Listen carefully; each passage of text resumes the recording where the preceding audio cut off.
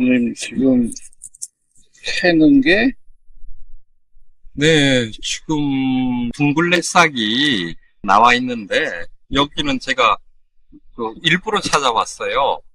옛날에 제가 여기를 한번 지나가면서 둥글레를 봤는데 뿌리가 아주 굉장히 굵은 개체가 있어서 나중에 우리 토종 둥글레를 가지고 어떤 제품 개발이라던가 아니면은 먹거리를 생산할 때 일단 뿌리가 굵은 것이래야지 산업적으로 가치가 있어서 옛날에 봐뒀던 애들을 지금 좀 찾아온 상태고요.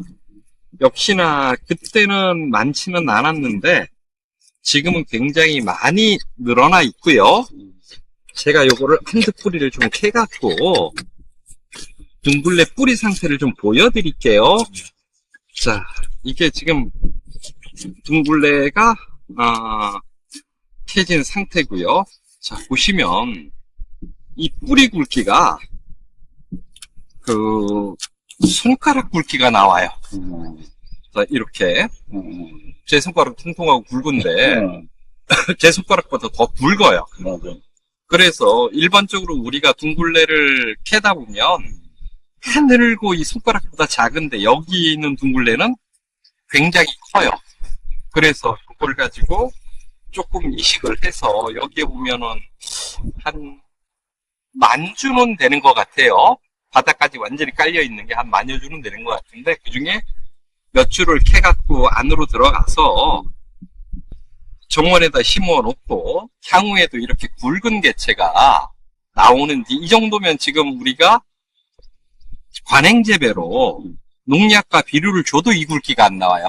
근데 얘는 그냥 자연 상태에서 있는 아이인데 이렇게 굵기 때문에 아마 얘를 재배로 들어가면 굉장히 훌륭한 자원으로 생각을 하고 요 자원을 좀 수집을 해서 둥글레 육종 소재로 쓸 그런 곳으로 쓰려고 몇 포기를 좀 캘 계획입니다. 그리고 이제 캐시면서 네. 둥글레가 종류가 많은 것 같은데 이 네. 큰 걸 보니까 네. 둥글레가 사람한테 좋은 기능성이 있으니까 둥글레 차도 먹고 그러겠죠? 네. 둥글레는 기본적으로 백합화 식물이에요. 백합화 식물들은 열대나 아열대에서 진화한 애들도 있지만 냉지에서 진화한 애들이 많아요. 추운 데에서. 네. 그런 데서 진화하다 보니까 생육기간이 굉장히 짧고 눈이 많이 오는 해가 있어서 성장을 못할 때도 있어요. 그러다 보면 식물이 성장한다는 얘기는 자연적으로 식물이 광합성을 해서 그 광합성으로 만든 영양분으로 성장을 한다는 뜻이에요. 그런데 자라는 곳이 추워서 생육기간이 짧고 그 다음에 눈이 오고 이래서 잘 못한다면 얘들이 없어질 수밖에 없잖아요. 그렇지. 그런데 백합과의 둥글레 같은 애들은 어떻게 진화를 했냐면 광합성을 하지 않고 땅에 있는 유기물로 가지고 생명체를 키우는 다른 형태로 진화를 한 거예요. 그러다 보니까 그 성분이 사람 몸속으로 들어가면 생리를 활성화시키면서 몸에 대사를 다시 항상성을 유지하는, 재부팅 시키는 이런 기능을 해요. 예를 들어서 둥글레가 뭐 당뇨에 좋다던가 이런 얘기들을 하는데 그건 왜 그러냐면 지금 항상성이 깨어져 있어서 세포 재생이 잘 안 되고 있어서 당뇨가 나타나고 있는데 둥글레를 먹게 되면 둥글레의 추운 지역에서 자기들이 생존하기 위해서 만들었던 파이토케미칼이 인체에 들어옴으로써 인체를 자극해서 항상성을 새로 만드는 그런 아주 좋은 자극을 줄 수 있는 식물이고요. 그리고 고맙게도 독성이 없어요. 그래서 먹어도 몸을 상하거나 이런 게 없는 자연 호르몬이라고 생각하시면 돼요. 와, 엄청나게 굵으네요. 엄청나게 굵고 번식이 한 자리에서 말도 못하게 되어 있어서 이렇게 보시면 그냥 이렇게 뿌리가 덩어리예요. 작은 덩어리에서 말도 못하게 이게 뭐 이건 정말 들어가서, 그게 한 뿌리인가? 아니겠지.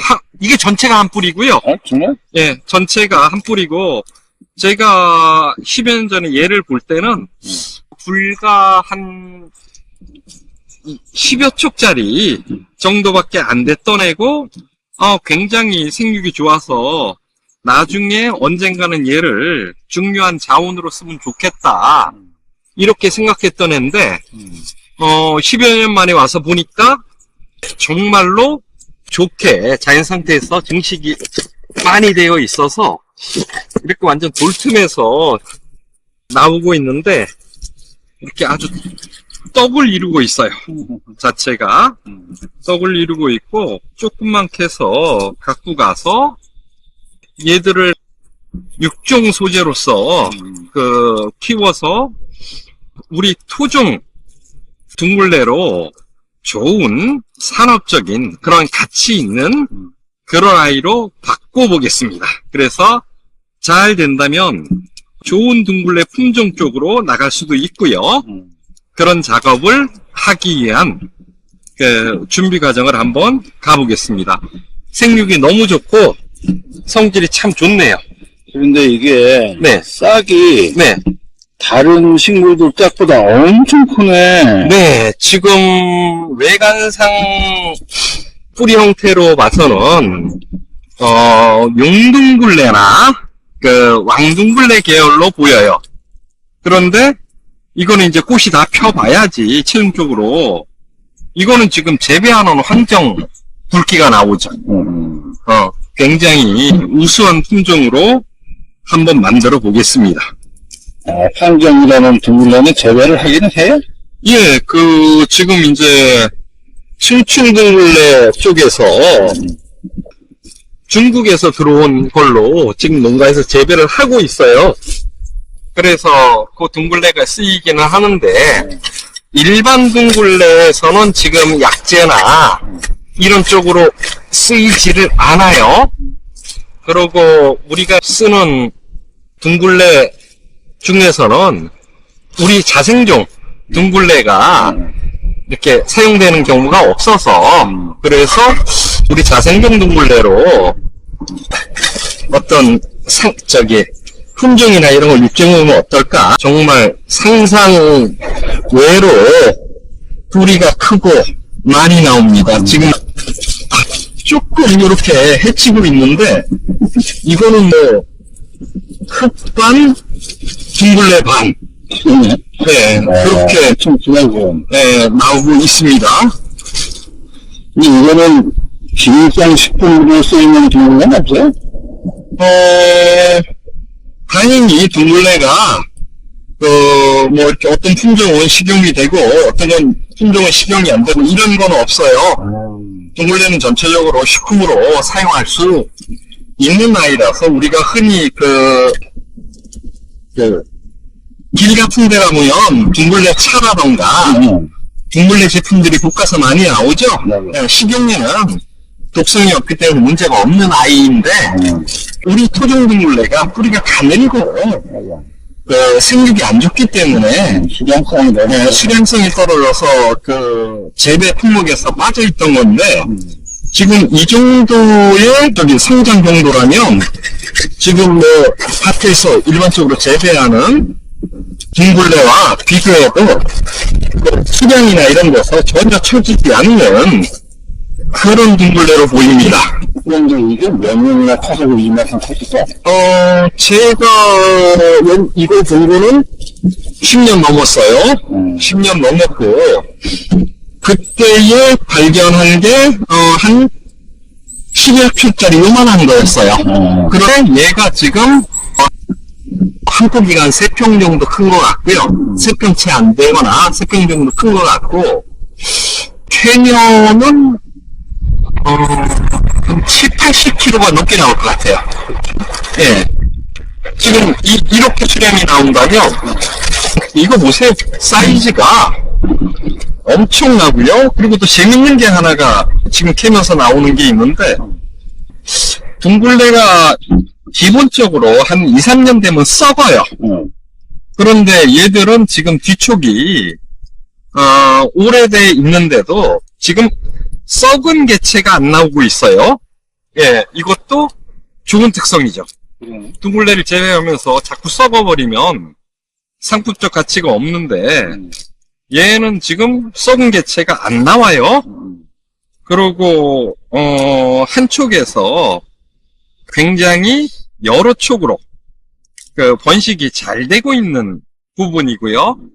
지금 보시면 자 요렇게 한 뿌리에서 나간 게 하나, 둘, 셋, 넷, 다섯, 여섯, 7축 정도가 나가고 있어요. 그러니까 1년에 7배 정도 성장한다는 뜻이에요.